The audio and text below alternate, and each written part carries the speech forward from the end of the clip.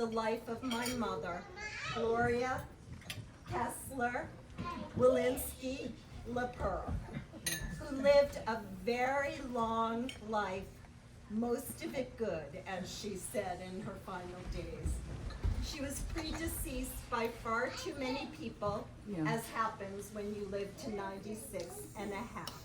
And she left us on Monday, December 18th, a day before my 67th birthday, as we just did the math over here several times.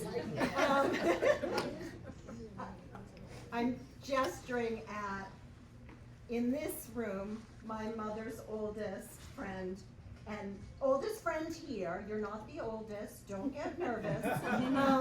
My mother's oldest friend and my second mother growing up. Gloria, the other Gloria, who had more last names than my mother. So through them all.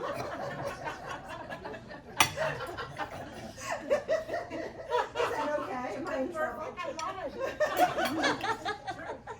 While my mother was very clear that she did not want a funeral and she did not want a service, she always loved being celebrated at a party.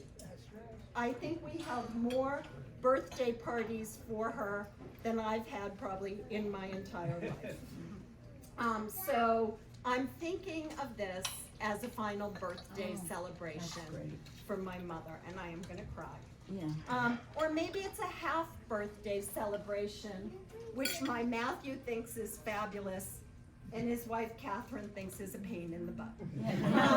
She said, what kind of family does a half birthday? And Matt said, my family does half birthdays. One that has winter birthdays. Yeah. That's because his half birthday is my birthday. My mother was married twice, divorced from my father, and then widowed when her beloved second husband, Bill LaPearl, died in 2005. At that time, I thought my mother might die also. She was terribly grief-stricken and aged countless years in countless weeks. I was concerned we were going to lose her as well. But she pulled herself out of that tailspin of complicated grief and carried on, even dating some, though she didn't talk to me about it. Nobody passed muster, though, and she remained single. My mother was a mother of two. I don't like you behind me, just so you know. I was waiting for a good opportunity.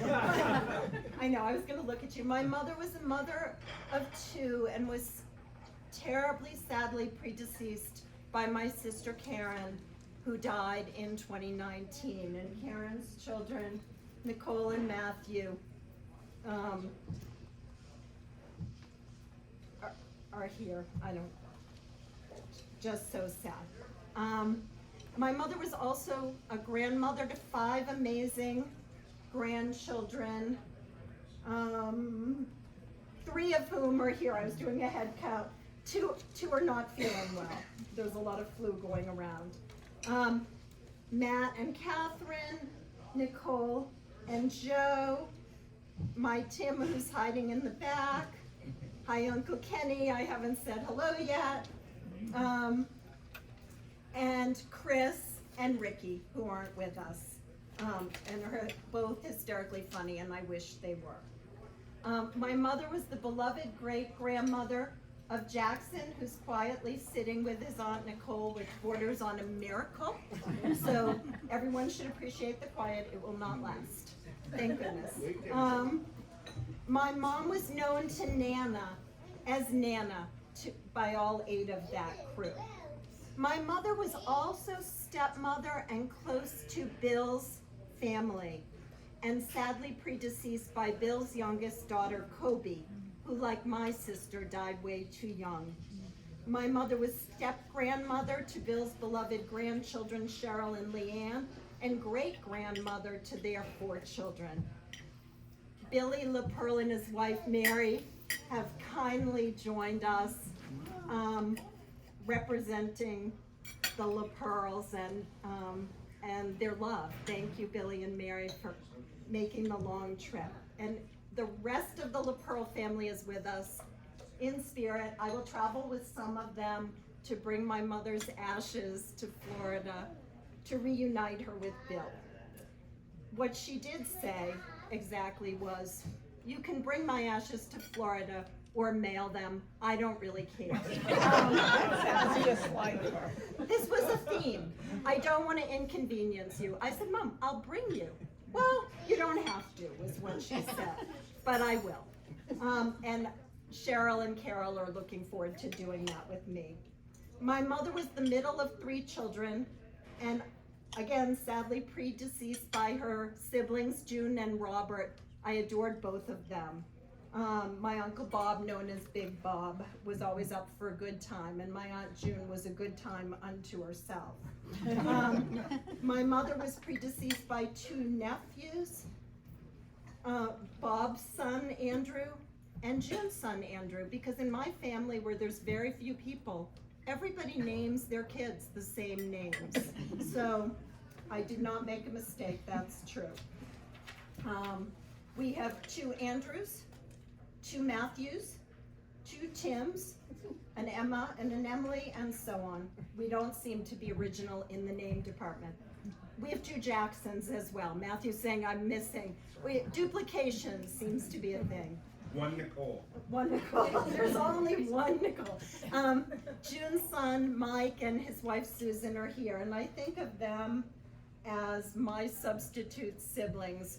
Mike has pinch hitted for me countless times over the years, and as he said, my mother didn't piss him off the way she pissed me off, so, or something like that. So it was probably a nicer version. She was gentler with Mike and Susan and loved them tremendously. And I appreciate you guys so much. My mother was also a substitute grandmother for June's 3 grandchildren, Mike and Susan's Tim and Matt, and June's Samantha, all of whom wish they could be here today. All held a special place in our heart. And I think one of my memories will be Samantha, several days before my mother died, flew from Chicago with her 1-year-old Maggie so that Maggie could meet my mother. And my mother was failing and fading. And Samantha showed up with Maggie and it turned into a party. And Miss I Can't Walk was suddenly waltzing all over the building and pushing the baby in her walker. And we got some fabulous photos, some of which will show up here, thanks to Joe. And that was really a really special visit. My Uncle Bob's daughter-in-law, Betsy, and Bob's son, Gary, are here. Gary has always been my cousin. Betsy was a gift when my cousin Andy married her. He didn't know it, but she was like a special gift for me. Betsy and I are related in some way. We just haven't figured out exactly how. We're often soulmates. We have a lot of family members not here today. We have a lot of people who've sent messages to be read. It feels like we need a Broadway cast to get through the afternoon. We also have so many friends who feel like family and so many points of connection, and I'm looking at my mother's Brooksby Village friends. So my mother came here, I don't know if you all know. My mother moved here 2 years ago. My mother, I will say, was the queen of practicality, and as she started to fail, she moved home. And every night she ate dinner. My partner Link is standing back there. I don't know why he's so far away. He doesn't like this thing. With Uncle Kenny. Uncle Kenny doesn't like this either. There's a community table back there. How many of you sat at the community table every night with my mother? The community. This is the community table crew. And their friend Barry over here, who's a little younger, and I don't know, Barry, you can sit at the community table. I don't know, we'll talk about that later. I want to share a few bits of background and a few memories of my mother, as I said when I was writing this, without turning this into a therapy session for me. So I'm gonna, hopefully I will succeed at that. My mother was born beautiful and the middle child of very hardworking, upwardly mobile parents who were survivors of pogroms and the Depression. her father an immigrant, and her mother a first-generation American. At least that's the prevailing story. We'll see how it pans out. My mother came of age during World War II and squarely understood both sacrifice and the value of fun. And she never underestimated either. She earned an associate's degree in art and design and always had an eye for home decor, for clothes, and for organization. She worked in design and fashion throughout her life and left behind a very well cared for wardrobe that Joe and Link kindly donated yesterday. She was always perfectly accessorized. She lived independently for her entire life, moving to hospice on the day she died, never spending a night there. In the last 6 weeks of her life, she was able to remain home thanks to Grace, wave, and to my daughter-in-law, Catherine, who filled shifts taking care of my mother when she needed care, and I will be eternally grateful to both of you. Catherine, I'll be eternally grateful to you for a whole host of other things as well. And my mother was cared for by all of the grandchildren who showed up routinely with flowers, with dogs, with stories, with food, with babies, with problems, with whatever they could bring. Lobster rolls. What did you say? Lobster rolls. Lobster rolls. It was a great run. My mother was proud, private, perfectionistic, and practical. She tried never to look backward, but loved to plan to move forward. And we joked that one of the things that bothered her in her final year was she didn't know the exact exit plan. And she was that organized, that having an exact exit plan would have made her more comfortable. She did her best. She was fiscally prudent and balanced her checkbook to the penny every month. And there's many a bank teller shaking in their boots because she would show up when it didn't balance correctly, and they would have to sit down with her and decide who was in error, the bank or my mother. And I think it was usually the bank. And many a bank was changed when that didn't go well. My mother was organized and practical, almost to a fault. I used to joke that if you wanted to get a wagon train across the country on time and on budget, she was your girl. She would get it there. My friend Maria Sullivan, who's sitting in the back, took over my mother's accounting when she moved up here. And Maria called me one day and she said, "Oh my God, I needed your mother to turn a document into a PDF, attach it, and send it to me, and darn if she didn't do it." That was my mother. She did not wallow in emotional problems. Those were your own problems. And she expected the rest of us to be the same. Pull yourself up by your bootstraps, fix the problem, and move forward was her motto. She was organized and orderly. Many of you have been on the receiving end of her birthday card program, with cards made out and modest checks written a month in advance and mailed early. Last week, as she headed, 2 weeks ago, I guess, almost now, as she headed to Sawtell Hospice House on December 18th, the day before my birthday, on the kitchen table was a check for my birthday, dated that day, December 18th. No card. I'm a little upset at the no card, and I'm sure she was as well, as she headed for her final destination. But by December 18th, she was committed to the end of her life, and as someone who loved to plan, I think she was relieved to have one in sight. To honor her last birthday check and to honor my mother, several days later, I bought the necklace I'm wearing that Link's sister-in-law Carrie asked me about, because I wanted to make sure that I didn't just deposit the check in my bank account, that I deposited it in something that I would have. And so I'm wearing this necklace and holding it close, and those of you who know me will see me in it a lot. She would have approved. Accessories are important. She would not have been pleased about the all black. It was a privilege I took as an adult that bothered her very much. Many of you who knew my mother well knew that she also usually knew the right way to do, well, everything. She knew the right way to do everything. And while my mother had many traits that start with the letter P, patience was not one of them.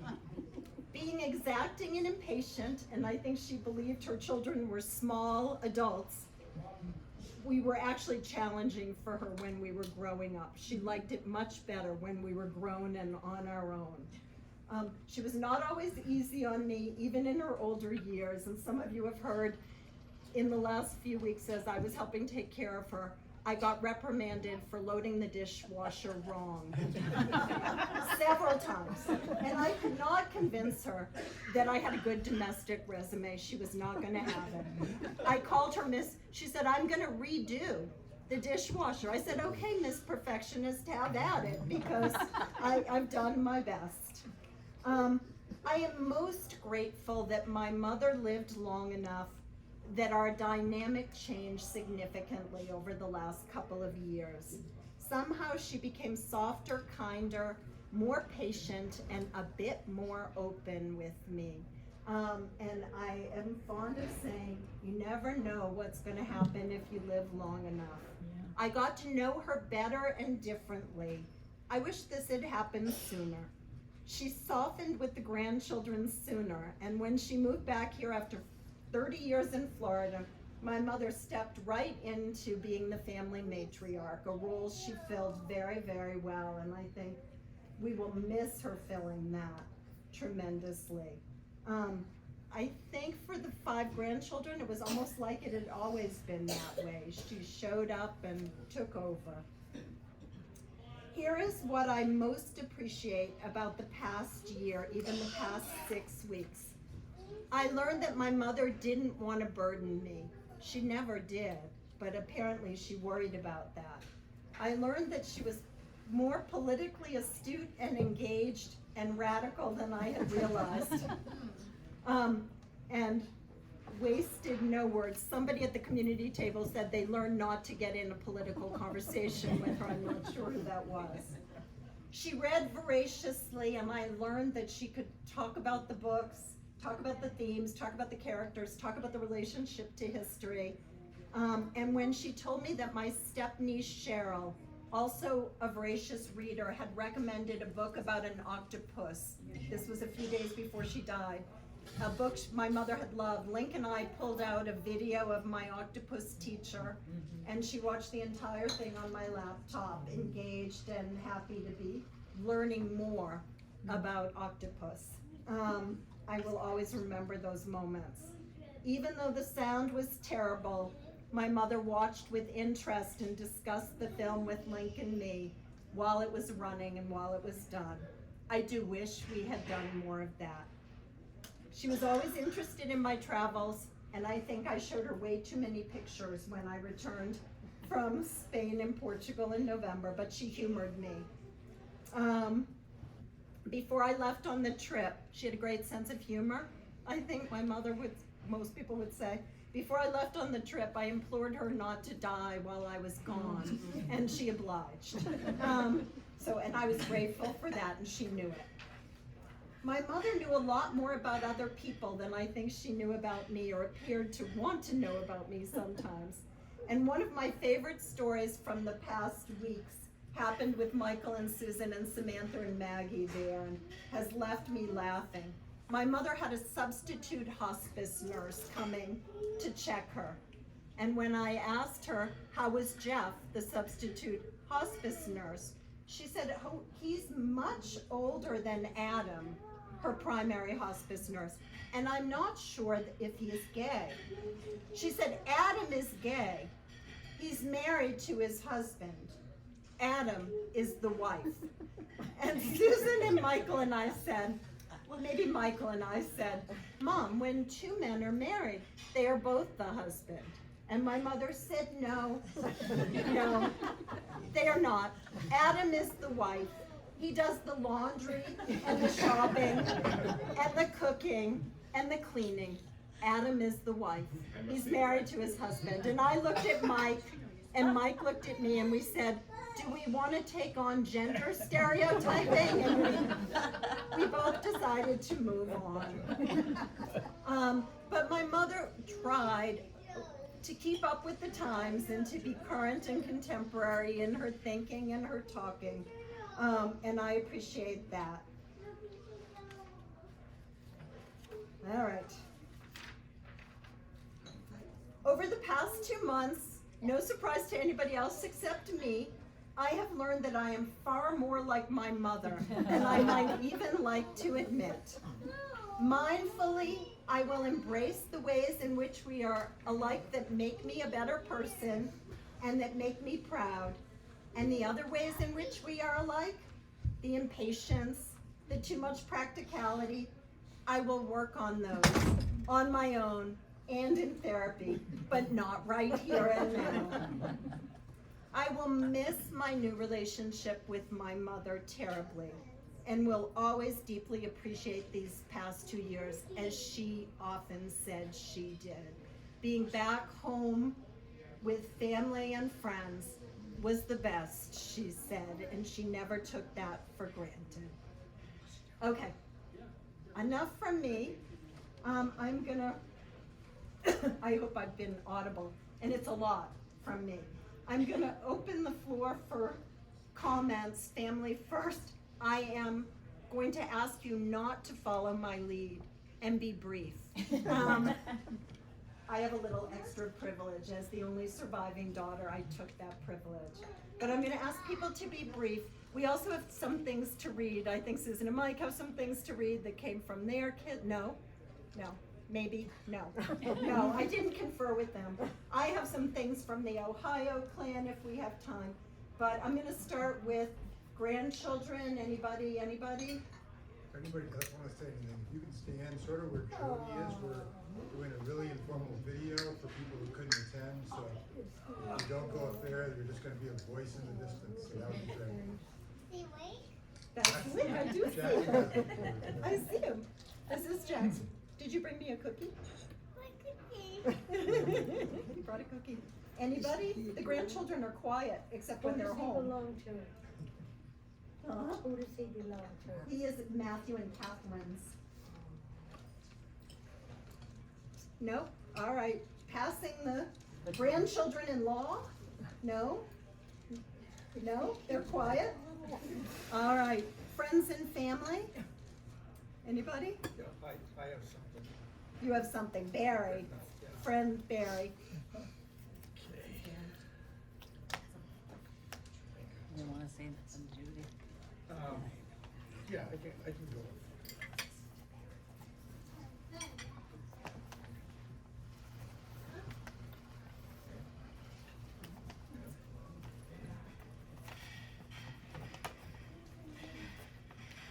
All right, my name is Barry Liebeskin. I live at Brooksby. I've been here for about 2.5 years. And of course, we're all sorry for our loss. Gloria was a dynamic woman. A little louder, please. Oh, okay, all right. All right, there is a quote by Irving Berlin. I don't know whether Irving Berlin knew that he was Jewish. He wrote White Christmas, many patriotic songs. So I guess he was a Jewish guy that wrote Christmas songs. Okay. Anyways, so the quote is, the melody lingers, death leaves a heartache, not easily healed. Gloria leaves us memories none can steal. And there was a favorite joke that she had that I had told her, and you know, it's a brief joke, but she loved it, and she asked me to tell it to her a few times. And the way the story goes, this was guy that lived in Los Angeles, and his dream was to be in a Broadway play. And no matter what he did, he could never get a break. So a friend of a friend said to him, there's this off-Broadway play in upstate New York. And he said, that's great, you only have one line. It's "Hark, I hear a shot." You wait for a cannon to go off, and you say, "Hark, I hear a shot." So he says, well, I can't go, I'm afraid of flying. So his friend says, a lazy man is never lucky. You've got to figure out how to get out there. And so he decides to go. So he gets on a bus and he says, "Hark, I hear a shot, hark, I hear a shot," a cannon goes off. He starts, he repeats it 1,000,000 times. They throw him off the bus. He gets on the train, the same thing. "Hark, I hear a shot, hark, I hear a shot," cannon goes off. He gets thrown off. And then there was so by some miracle, he makes it to the play. And he's waiting in the wings. A cannon goes off. He jumps on the stage and says, "What the hell was that?" So anyways, so she loved that joke. Gloria was my Brooksby mother. Okay, I'll be 73 in January next month. So she is old enough to be my mother. With my mother, you'd have more luck negotiating with a terrorist. The terrorist had demands. My mother had no demands, so you never could win. But so I met Gloria through a volunteer errand service that I run at Brooksby. Market basket, Shaw's, doctor's appointments. I had somebody ask me to take him to McDonald's and Wendy's one time, and it's all good. When I went to pick Gloria up, Gloria was always early, and I was never on time. So Gloria forgave me, and I told her that every time I was late, that I would bring her a holly. Okay, so right now I'm going to be opening up a bakery specializing in cannabis holly with raisins. Okay, so last year around Thanksgiving, we had a lot of different incidents that happened. I'm just going to go with one. And so last year around Thanksgiving, we went to Shaw's, and there was no parking. So I practically drove inside Shaw's and made sure that Gloria was seated properly. I wish they had a seatbelt. So I told her, I'll be right back. I said, just sit there. I'm just going to be a second. So I come back, and obviously Gloria's not there. So I go up to the clerk. I said, this woman with a walker, she had a Biden sticker on the back. She's elderly, she's about 85 pounds. And so he comes back with the walker. I said, well, where's Gloria?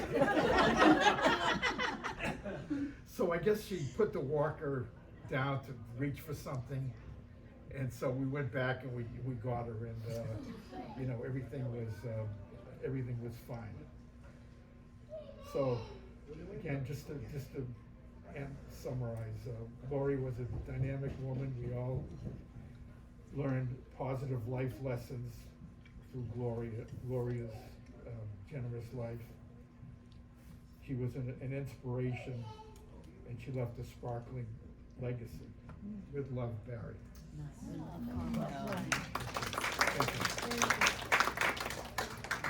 you, Barry.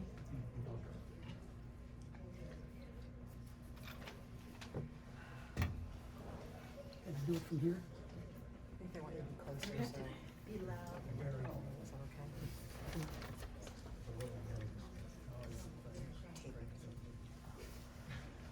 okay? I've been married a long time, so I take instructions from them. I'm gonna be short. Gloria was a lot of things to a lot of people.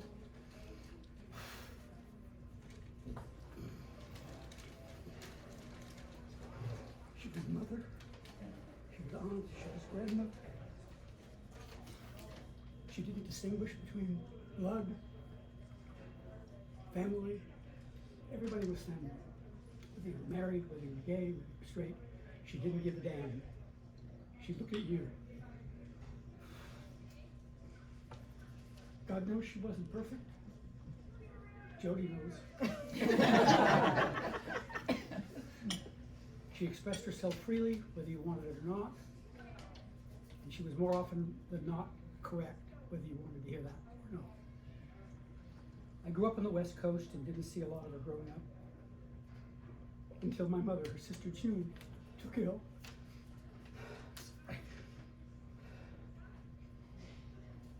She visited her number of times every year. I asked her why, because my mother was unaware. I said, "You don't feel obliged?" She said, "No, I don't feel obliged." She said, "I want to." I made the mistake once of telling her that I felt bad that I hadn't visited her, and said, "Well, that's an obligation. You'd have visited me if you wanted to," earlier on. And that was a distinction that I thought was very interesting. During our adulthood, her older adulthood, my more recent adulthood, she became more like an older sister than an aunt, and a confidant. She provided love, emotional support, a sounding board for dealing with what I was going through, and she shared things she was going through. We were not a sharing family when I grew up, so it was quite interesting that my mother's sister was a sharer, maybe not when you were a child.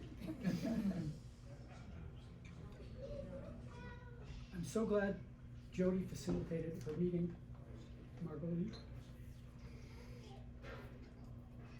Marguerite's middle name was my mother's name. Jody's sister's name.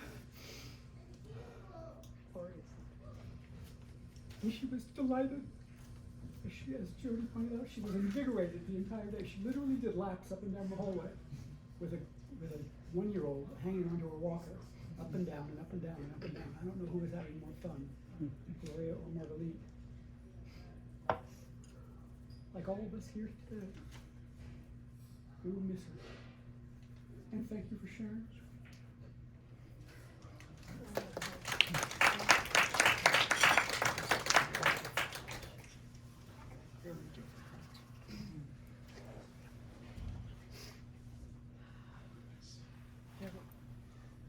Susan, yours.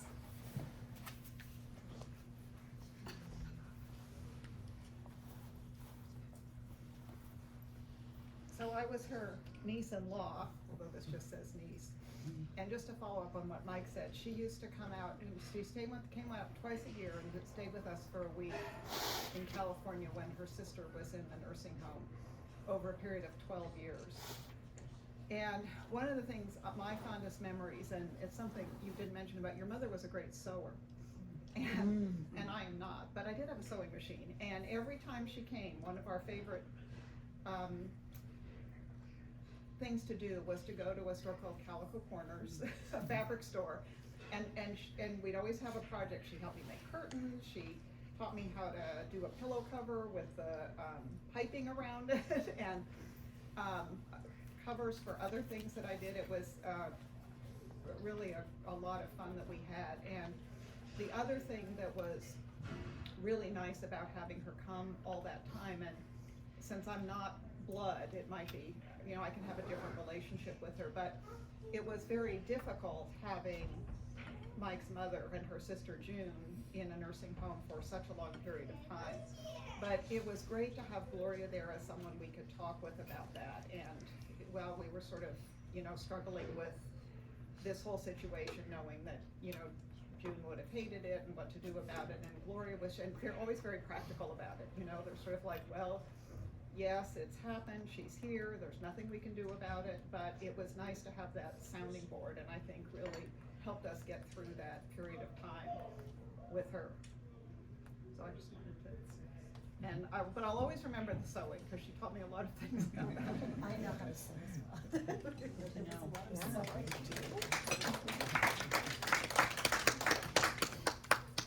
there anybody else who'd like to say? I have something You would like to say something. It's on the table. It's on the about table. Your mother. It's on, you know where you sign in? Oh, you want me to get I it left from, something there. probably and I someone's would like to hijacked talk your about walker if you Gloria. need that. No, that one's mine. Oh. That's all right. It's getting extra mileage.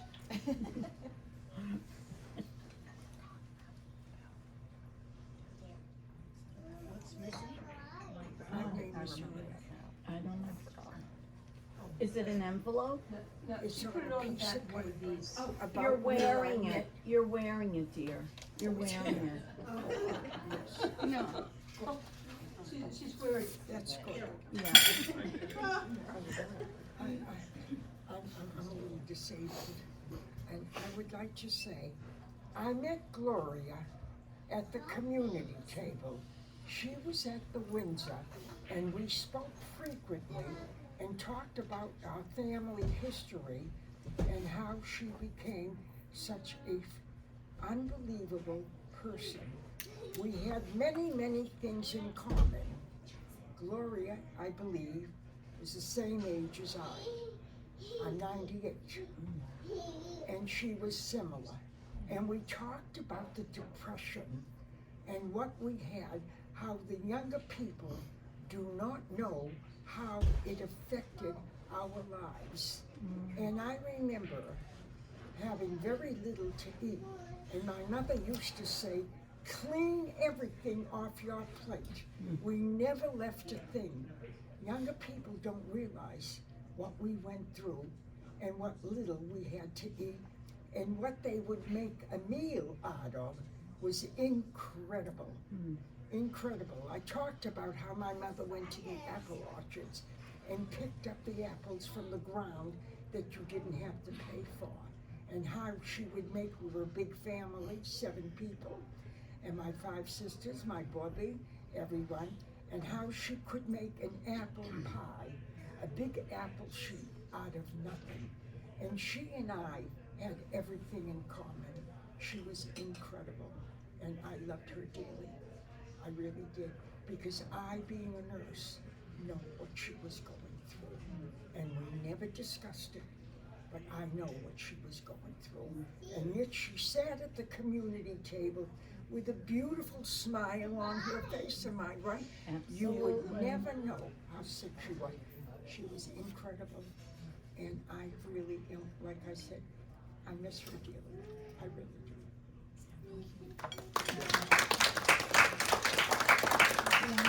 This has been, You wanna say something? I wanna, this has been a wonderful community for my mother, and I know how fabulous you all are, because when she moved here, she said, I'm not going to make friends. I'm not gonna make friends. I don't need new friends. And so I said what I said when the kids would say things like that. Okay. And then a few months later, I said, you know, we have some time after lunch. Do you need to do any errands? She said, yes, I need to go to the yarn store. I said, great, that'll be great. We'll have fun at the yarn store. What are you making? I'm making scarves and headbands for all my friends. That's right. Yes, it didn't. Yeah. You all cracked the code Yeah. early. Thank you. Yeah. Can I just say one thing? Of course, Debbie, go ahead.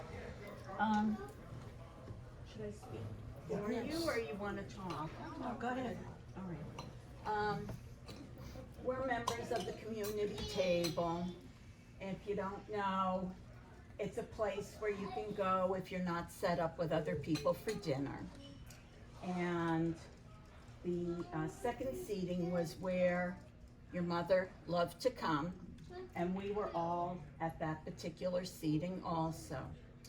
And I was trying to remember how I actually met her.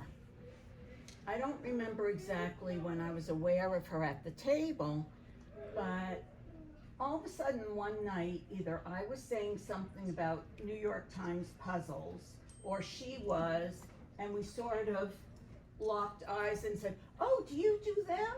How did you do? Are you a queen bee today? Did you do Wordle? You know, that whole thing.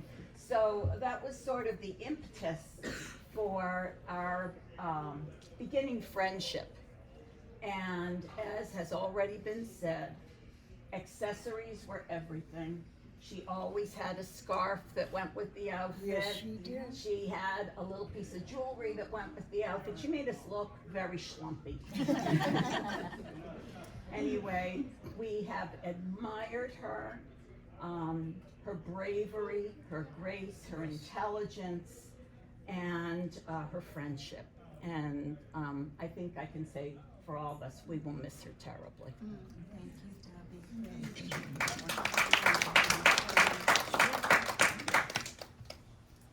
Okay, go ahead, my friend. My name's Tia. I've met a lot of people in my life. I've worked with the elderly for many, many years. And, you know, I met people whose father fought with the Civil War, flew with the Wright brothers, one of the original nurses that were in the 1800s. Gloria impresses me more than many, many people.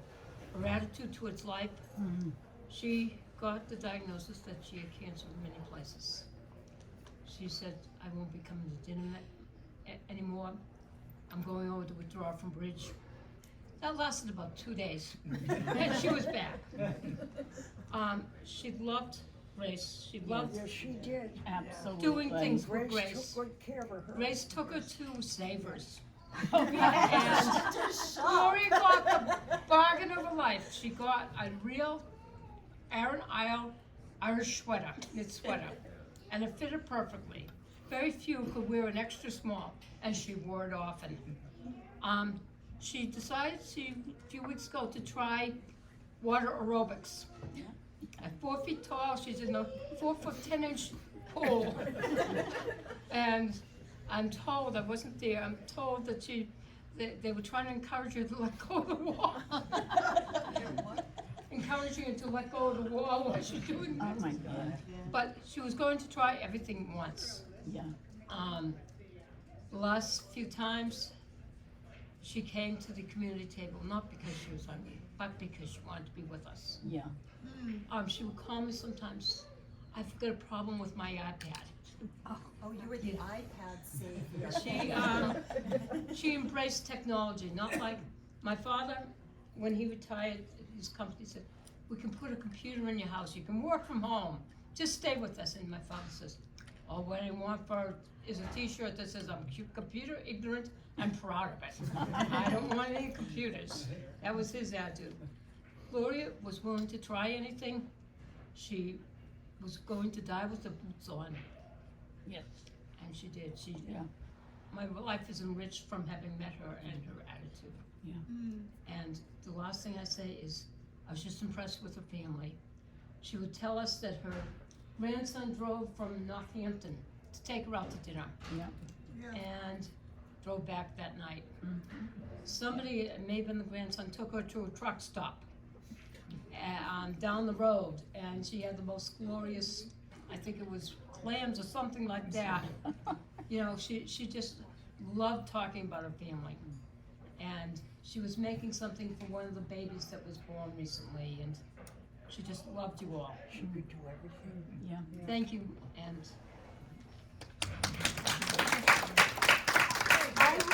I will overstep and embarrass the grandchildren, and the one who served as consultant is not here. One of my favorite calls from my mother was, I was working and I got a voicemail. I've been to before she moved here, I've been to the doctor and my doctor is very concerned and I need to talk to you. So I dropped everything I was doing and I called her back and she said, do you have time to talk? I said, I have a few minutes, let's hear what's going on and then figure out, I'll call you back. So I took a deep breath, it sounded very serious, and she said, my doctor is very concerned that I'm not sleeping and that my blood pressure is low, and he's prescribed medical marijuana. What do you think about that? And I started to laugh so hard, I had to call her back. I said, I'll call you later. And I called her back, and she said, well, what do you think? I said, most people here know me well. I said, I'm not a marijuana user, but you have a host of grandchildren who've been involved. Pick one. And so that was, and the kids said, we can't believe you said that. And Chris, who embraced the challenge, ended up being Nana's marijuana advisor. It was always something. Who said she would try everything once? She would try everything once. Yeah. It is true, you know. That she would try everything once? Marijuana. Oh, marijuana. Is it? It is absolutely true. I know that for a fact. Because I had what my son's secretary sent me when Bernie Siegel, he was a playwright, and he had cancer.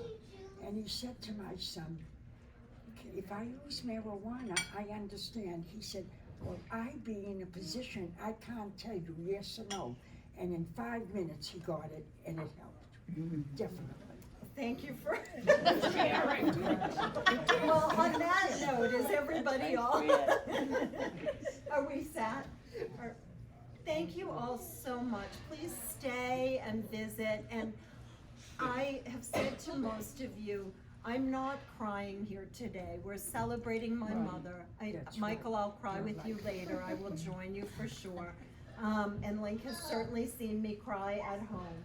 But for today, we're celebrating what a grand, interesting, vibrant human being my mother was, down to the very last minute. Grace and I can attest that she went out the way she lived, and for that I will always be grateful, and thank you.